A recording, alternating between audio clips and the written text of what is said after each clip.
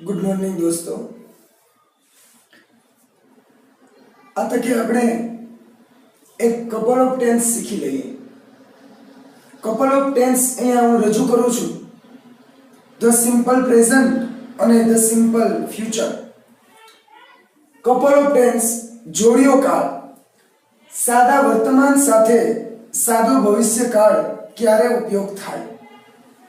ઘણી વખત આ પોઈન્ટમાંથી તમને લોકોને કન્જક્શનની ખાલી જગ્યા પણ પૂછી આપે, ઇફ અને અનલેસની, અને વર્બ ફોર્મ પણ પૂછી આપે. Completion the sentences 12th standard વાળાને અધૂરું વાક્ય પૂરું કરવાનું હોય એમાં પણ ઉપયોગી થશે. જુઓ, પેલામાં ફ્રેમ આપેલી છે. ઇફ છે એમની સાથે હંમેશા સાદો વર્તમાન કાળ હોય, એટલે કે ઇફ સાથેનું વાક્ય હંમેશા સાદો વર્તમાન કાળ હોય. V1 લગાડવું. નકાર હશે તો ડુ અથવા ડઝ હશે. ઇફ સાથેનો હંમેશા સાદો વર્તમાન કાળ હોય, તો ઇફ સાથે સાદો વર્તમાન કાળ હોય તો એના પછીનું જે વાક્ય છે એ કયા કાળનું હોઈ શકે? તો સાદા ભવિષ્ય કાળનું હોઈ શકે. ઇફ સાથે સાદો વર્તમાન કાળ છે તો એના સિવાયનું વાક્ય કયા કાળનું હોઈ શકે? તો કે સાદા ભવિષ્ય કાળનું હોઈ શકે. તો ઇફ શરૂઆતમાં છે તો એની સાથે જ જોડાયેલો છે સાદો વર્તમાન કાળ, અને વચ્ચે અલ્પવિરામ છે અને આ સાદો ભવિષ્ય. તમને એમ કે આ કયા પ્રકારનું વાક્ય છે? કોમ્પ્લેક્સ કે કમ્પાઉન્ડ કે સિમ્પલ?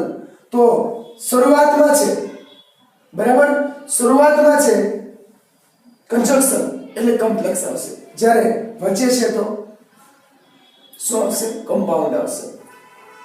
હવે ઇફ સાથે સાદો વર્તમાન કાળ, ઇફ સાથે સાદો વર્તમાન કાળ, એમના સિવાયનો સાદો ભવિષ્યકાળ. જ્યારે અનલેસમાં પણ એવું જ થશે. અનલેસ સાથે સાદો વર્તમાન કાળ, અનલેસ સાથે સાદો વર્તમાન કાળ, એના સિવાયનો સાદો ભવિષ્યકાળ. પણ ઇફ નું ગુજરાતી એવું થશે કે જો આમ થાય તો, જો આમ તો, જો આમ થાય તો, જો આમ થાય તો. જ્યારે અનલેસ એટલે નકાર ભાવ દર્શાવે. જો આમ નહીં થાય તો આમ થાય, આમ નહીં થાય તો આમ થાય. તો અનલેસ સાથે સાદો વર્તમાન કાળ હશે તો સાદા ભવિષ્યકાળનું વાક્ય છે એ આ વાક્યની વિપરીત હશે, એમની વિરુદ્ધનું હશે. અનલેસ સાથે સાદો વર્તમાન કાળનું જે વાક્ય હશે એનો કહેવાનો મતલબ હશે તો સાદા ભવિષ્યમાં એનાથી વિપરીત મતલબ હશે. જ્યારે અહીંયા ઇફ સાથેના સાદા વર્તમાનનું છે એ સાદા ભવિષ્ય એની સાથે એડજસ્ટ આવતો હશે. બંનેના વાક્ય આપેલા છે. પહેલું જુઓ, ઇફ સાથે સાદો વર્તમાન કાળ. ઇફ જો સી રીડ્સ વેલ, જો ઇફ સાથે સાદો વર્તમાન કાળ આવ્યો, V1 લગાડ્યું મેં, અને સી ત્રીજો પુરુષ એકવચન હોવાને નાતે રીડમાં મેં એસ લગાડ્યો. તો ઇફ સી રીડ્સ વેલ, જો તેણી સારી રીતે વાંચે, she will get good mark. તો અહીંયા પછીનું વાક્યમાં શું આવ્યું? તો કે વિલ પ્લસ V1 આવેલું છે. તો કે she will get good marks. જો તેણી સારી રીતે વાંચે તો એમને સારા માર્ક તે મેળવી શકશે. જો તેણી સારી રીતે વાંચે તો તેણી સારા માર્ક મેળવી શકશે. હવે આમાં ખાલી જગ્યા ક્યાં આપી શકે હું વાત કરું. ઇફ ની જગ્યાએ પણ બ્લેન્ક્સ પૂછી શકે, રીડ્સ છે ત્યાં પણ બ્લેન્ક્સ પૂછી શકે, વિલ ગેટ છે ત્યાં પણ બ્લેન્ક પૂછી શકે, બરાબર. હવે બીજી વાત કરી, આ જ વાક્ય છે સાદા વર્તમાન કાળ વાળું. હવે એમાં હું જે she will get good mark વાળું વાક્ય હું આગળ લઈ લઉં, એટલે કે શરૂઆતમાં લઈ લઉં. જુઓ, she will get good mark, સાદો ભવિષ્ય આગળ લીધો, તેણી સારા માર્ક મેળવી શકશે. ઇફ જો સી રીડ્સ વેલ, જો તેણી સારી રીતે વાંચે તો, જો આમ થાય તો. તમને પૂછે કે પેલું વાક્ય, વાક્યનો પ્રકાર એબીસીડી ઓપ્શન આપે, સિમ્પલ, કમ્પાઉન્ડ કે કોમ્પ્લેક્સ. તો પેલી વાક્ય જે છે એ સંયોજક વાક્યની શરૂઆતમાં હોવાથી એ કોમ્પ્લેક્સ કહેવાશે, જ્યારે સંયોજક અહીંયા વાક્યની વચ્ચે હોવાથી એ સંયુક્ત એટલે કે કમ્પાઉન્ડ કહેવાશે. અનલેસ વાળું એક્ઝામ્પલ અહીંયા નીચે આપેલું છે કે અનલેસ યુ કીપ કામ, જો તમે શાંત નહીં થાવ તો, જો તમે શાંત નહીં થાવ તો, એની વિપરીત અસર સાદો ભવિષ્ય, તો હું લેક્ચર સ્ટાર્ટ કરીશ નહીં. એનાથી ઉલટું વચ્ચે અનલેસ લીધું, I shall not start my lecture. unless you keep calm. હું મારો લેક્ચર શરૂ કરીશ નહીં unless you keep calm. જો તમે શાંતિ જાળવશો નહીં તો. દોસ્તો અહીંયાથી માનો કે હું નોટ કાઢી નાખું તો અહીંયા unless ને બદલે મારે if મૂકવું પડશે. અહીંયા પણ હું નોટ કાઢી નાખું તો unless ને બદલે મારે if મૂકવું પડશે. જો અહીંયા will સાથે હું નોટ લગાડી તો if ને બદલે મારે unless મૂકવું પડશે. અહીંયા પણ will સાથે હું નોટ લગાડી તો if ને બદલે unless મૂકવું પડશે. બીજું આ જ વાક્યની હું વાત કરું કે if ને બદલે બંને જગ્યાએ unless થઈ જાય તો મારે વાક્યમાં પરિવર્તન શું આવશે? તો અહીંયા will પછી બંને જગ્યાએ નોટ આવશે. એટલે કે એ વિપરીત બની જાય, નકારાત્મક બની જાય, નેગેટિવ બની જાય. unless સાથે સાદો વર્તમાન, એના સિવાય સાદો ભવિષ્ય. તો if અને unless ની રચના તો સરખી છે, એમનું સ્ટ્રક્ચર તો સરખું છે દોસ્તો, પરંતુ એમની વચ્ચે વેરિએશન એટલે કે તફાવત, ભેદ ક્યાં છે? તો કે unless સાથે સાદા વર્તમાનનું વાક્ય હોય તો એની સાથેનું સાદું ભવિષ્ય એની વિપરીત અસર બતાવતો હોય, એવું યાદ રાખજો.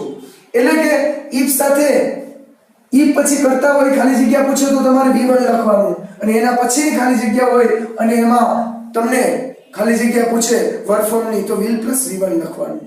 unless સાથે પણ એવું જ આવશે. અહીંયા વાત મેં એવી કરી, વાક્ય રચના દર્શાવી જુઓ. if કરતા હોય તો v1 લખશો,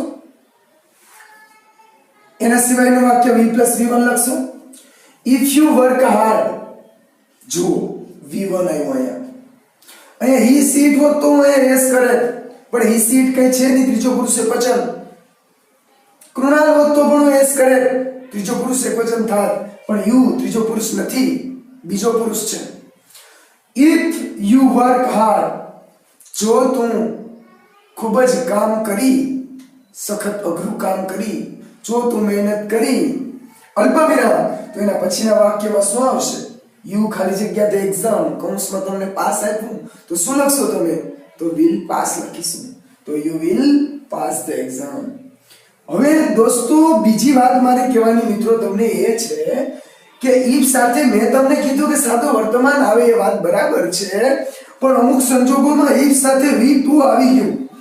માનો કે સાદો ભૂતકાળ આવી ગયો તો એના પછીનું અલ્પવિરામ પછીનું વાક્યમાં જે આપણે will મૂકીએ એમનું would કરવું પડે. તો if you work, dd લાગ્યો તો ક હોય ને ed લાગે તો આપણે વર્ક છે તો વર્ક ટ બોલાય, ડ નહીં. તો if you worked hard, you ખાલી જગ્યા એક્ઝામ, તો will pass લખશો કે would pass લખશો? તો અહીંયા ed છે તો will નું શું થઈ જશે? would થશે. આ યાદ રાખો. તમને if you ખાલી જગ્યા hard, you would pass the exam, તો અહીંયા would આવેલું છે તો અહીંયા શું લખશો તમે? v2 લખશો. અને આ બાબતની વધારે ડિસ્કસ આપણે આમના પછીના અમુક લેક્ચર પછી પોઈન્ટ શીખવાનો આવશે. પરફેક્ટ ઓક્સિલરી, પરફેક્ટ મોડેલ, એમાં if પ્લસ હેડ સાથે વાક્ય હોય, if અને હેડ વાળું વાક્ય હોય તો એના પછીનું વાક્ય તમારે would have plus v3 કે could have plus v3 લખવું પડે. હવે અગાઉ વાત કરી, અહીંયા થોડીક મેં અમુક 8 બ્લેન્ક્સ આપી. હવે if you help me, if સાથે v1 છે, જુઓ ખાસ you છે એટલે s નથી લગાડ્યો. જો તું મને મદદ કરે, આઈ ખાલી જગ્યા you મની, તો હું તને પૈસા આપીશ. તો ખાલી જગ્યામાં તમને give આપ્યું ખાલી ઓપ્શનમાં તો શું આવશે? તો if સાથેનું વાક્ય v1, એના પછીના વાક્યમાં will અથવા shall ગમે તે એક, તો I shall give નું મૂળ રૂપ રહેશે give. પણ અહીંયા હેલ્પમાં ed લાગ્યું હોત તો હું shall નું should અથવા તો શું કરા? would કરા. બરાબર છે. Mitesh will win the race, Mitesh race એટલે કે દોડ જીતશે. તો Mitesh will win the race, આ સાદો ભવિષ્ય આપ્યો. અને પછી સાદો વર્તમાન આપ્યો. જુઓ v1 he છે, ત્રીજો પુરુષ એકવચન હોવાને નાતે s લગાડેલો હોય. તો અહીંયા ખાલી જગ્યામાં તમને ઓપ્શન 2 આપું છું, તમે વિચારી રાખ્યા હશે ઓપ્શન શું આવશે? if કે unless. અહીંયા હું if લખું કે unless લખું? તો જુઓ મિતેશ, આનું ગુજરાતી કરો તો મિતેશ રેસ જીતશે જો તે ઝડપથી દોડશે તો. તો if બરાબર છે, ચલો if આવ્યું. પણ અહીંયા he does not fast એવું આવ્યું હોત તો અહીંયા unless આવે. તો જો તે ઝડપથી નહીં દોડે તો રેસ એ નહીં જીતી શકે. તો આવી રીતે વાત છે કે Mitesh will win the race if he runs fast.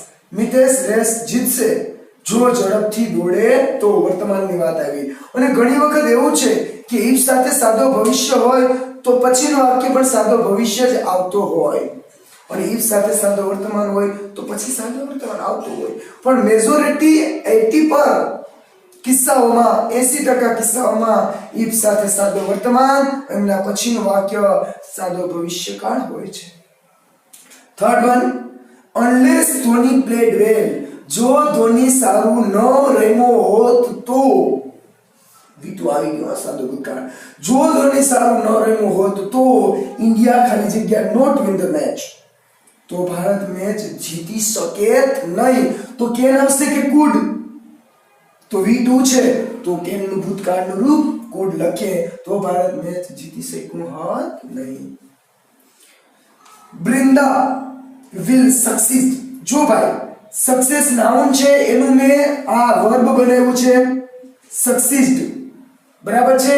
SUCCESS A success નું નાઉન છે. આ SUCCEED સક્સીડ એનું ક્રિયાપદ છે. તો Brinda will succeed if she ખાલી જગ્યા હાર્ડ. બ્રિંદા સફળ થશે જો તેણી હાલમાં પ્રયત્ન કરે તો. તે અઘરા પ્રયત્ન કરે તો.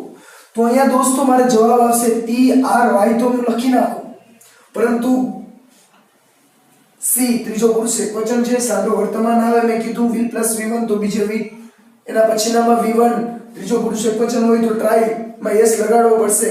તો જો પ્લે લખેલ હોય તો એનો નિયમ એમ છે કે y ને આગળ સ્વર હોય તો ખાલી s લાગે, પણ ટ્રાય માં એવું નહીં થાય. y નો i કરીને es. આમાં પ્લુરલ નો નિયમ મેં લગાડેલો છે. અગાઉ જોઈએ. પાંચમો વાક્ય, દીપક વુડ સિલેક્ટ. દીપક પસંદ થઈ જાય, સિલેક્ટ થઈ જાય. ઇફ યુ ખાલી જગ્યા હિમ. કોઈ ઇન્ટરવ્યુ હોય, કોઈ સગાઈની બાબત હોય કે બીજા કોઈ કામની વાત હોય, ગમે એમાં સિલેક્ટ થઈ જાય દીપક જો તે એમને મદદ કરી હોત તો. તો Deepak would select. Will select હોય તો અહીંયા હું વિલ લખું તો જવાબમાં તમે હેલ્પ મૂકો તો ચાલશે, પણ અહીંયા વુડ છે તો જવાબ શું આવશે? If you. હેલ્પમાં શું લગાડું? ed. તો ઇફ યુ હેલ્પ હોય તો પણ ટ બોલવાનો. હેલ્પ્ડ નહીં, હેલ્પ્ડ. તો Deepak would select if you helped. આમાં ed લાગશે him. બરાબર. આ વાત થઈ ગઈ. જુઓ, will હોય તો હેલ્પ જ આવે, પણ વુડ છે તો હેલ્પમાં તો હેલ્પ્ડ. Next, Ankita will fail. Ankita નાપાસ થશે. હવે ઇફ લગાડવું કે અનલેસ, તમે તમારો ઓપ્શન વિચારી નાખો. અંકિતા ફેલ થશે, ગુજરાતી કરો એનું. હવે પહેલા ઇફ લગાડવું લાગશે કે નહીં, પછી આપણે અનલેસ લગાડીએ. પહેલા માનો કે મેં ઇફ લગાડ્યું. Ankita will fail. અંકિતા નાપાસ થશે જો તેણી સારી રીતે બુક વાંચશે તો. જો સી રીડ્સ હર બુક. જો તેણીની બુક વાંચશે તો તે નાપાસ થશે. આવું તો આવે. Ankita will fail. જો અંકિતા નાપાસ થશે, નાસીપાસ થશે જો તેણી બુક વાંચે તો. તો કાંઈની બુક વાંચે તો એ નાપાસ થાય. બરાબર છે. તો આ વિપરીત અસર બતાવે છે, એટલે હું ઇફ ના લખી શકું. શું લખી શકું દોસ્તો? અનલેસ લખી શકું. તો Ankita will fail unless C reads Har book. તેનું ગુજરાતી એવું થશે કે અંકિતા નાપાસ થશે જો તેણી બુક નહીં વાંચે તો. જો આમ નહીં તો, જો નહીં એમ નહીં તો અનલેસ આવશે. અને ઇફ ત્યાં unless. Seventh, unless you revise. Revision noun છે, એમનું વર્બ કરેલું છે મેં revise. Unless you revise my topic. જો તું મારા ટોપિકને રિવાઇઝ નહીં કરી, એટલે પુનરાવર્તન નહીં કરી તો. યુ ખાલી જગ્યા રિમેમ્બર ઇટ. તો તું આ પોઈન્ટને યાદ રાખી શકીશ નહીં. બરાબર છે. તો મારા સ્ટુડન્ટને હું અવારનવાર કહેતો હોય ભાઈ કે તમારા ગ્રાસ્પિંગ પાવર પર ડિપેન્ડ કરે, અને યાદશક્તિ વધારવાની એક જ ટેબ્લેટ છે. એ ટેબ્લેટ છે practice. Practice, practice, practice. Revision સિવાય શક્ય નથી, તમારો ઉદ્ધાર નથી. 1-2 વખત રિવિઝન કરવાથી you can get right on definitely. હવે વાત કરીએ unless you revise my topic. હું એમ કહું તમને લોકોને કે જો તમે મારો ટોપિક રિવાઇઝ નહીં કરો, પુનરાવર્તિત નહીં કરો, પ્રેક્ટિસ નહીં કરો, યુ ખાલી જગ્યા રિમેમ્બર ઇટ, તો તમને હવે પહેલા મારે લખવાનું છે. હું will લખું પહેલા કે will not લખું? પહેલા લખું will. unless you revise my topic, તમે મારો ટોપિક રિવાઇઝ નહીં કરો તો you will remember it, તો તમને યાદ રહી જશે. આવું બને ક્યારે નહીં. તો હું શું લખું અહીંયા? will not. તો you will not remember it, તો તમને યાદ રહેશે નહીં. પણ દોસ્તો અહીંયા જો if હોત તો if you revise my topic, જો તમે મારો ટોપિક રિવાઇઝ કરશો you will remember it, તો તમે યાદ રાખી શકશો. આવડી ગયું કે નહીં? સરળ છે. હવે તમને ઓપ્શન આપ્યો, એમાં will not નથી આપ્યું, તો એમને બદલે એમનું ટૂંકું રૂપ તમને વોન્ટ આપે તો અચકાવોની. ક્વેશ્ચન ટેગ નો પોઈન્ટ મારો લેક્ચર જોઈ લેજો, એમાં will not do ને શું કરેલું છે? વોન્ટ. જેવી રીતના એમ છે, એમ નોટ નો એન્ટ અથવા તો આરન્ટ થાય, સેલ નોટ નું શાંત થાય, ઇઝ નોટ નું ઇઝન્ટ થાય, તો will not એ અપવાદ છે, એનું વિલન્ટ નહીં થાય, એનું વોન્ટ થશે. તો ઓપ્શનમાં વોન્ટ આપ્યું હોય તો માનવાનું કે આ will not નો ભાઈ છે, એનું ક્યુટી છે, એનું ક્વેશ્ચન ટેગ છે, તો આપણે વોન્ટ પણ લખી શકીએ. તો unless you revise my topic, જો તમે મારો ટોપિક રિવાઇઝ નહીં કરો, you will not remember it, તો તમને યાદ રહેશે નહીં. Next last one, if he does not work, જો તેણી કામ નહીં કરે. if he does not, sorry તેણી નહીં તે છે. if he does not work, જો તે કામ નહીં કરે, વર્તમાનની વાત છે. જુઓ ત્રીજો પુરુષ એકવચન હોવાથી ડુ પાછળ ઓ છે એટલે yes does. if he does not work, જો તે કામ નહીં કરે, he ખાલી જગ્યા fail, તો એ શું થશે? fail. તો અહીંયા હું will લગાડું, would લગાડું, શું લાગશે? if he does not work, he will fail, તો તે fail થશે. હવે જુઓ, હવે do ને બદલે હું અહીંયા did લગાડી તો અહીંયા શું ચેન્જ થશે? will નો શું થશે? would થશે. શું થશે? would થશે. શા માટે? તો કે does નું શું કર્યું મેં? did કરેલું છે. તો આવી બ્લિંક અવારનવાર કોમ્પિટિટિવ એક્ઝામમાં પણ પૂછાય છે. તો આ હતી મારી રજૂઆત.